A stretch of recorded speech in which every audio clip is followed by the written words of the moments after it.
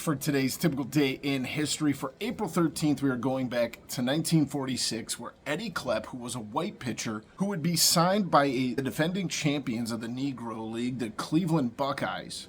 He would become the first white person to ever play in the Negro Leagues. He was born in Erie, Pennsylvania, grew up playing baseball, but never quite made it to the major leagues, and was actually signed by the Cleveland Buckeyes to play in their upcoming season. He would become that first white person to play in the Negro Leagues when he entered a game against the Chicago American Giants in Grand Rapids, Michigan on May 29th, 1946, where the Cleveland Buckeyes would lose the game.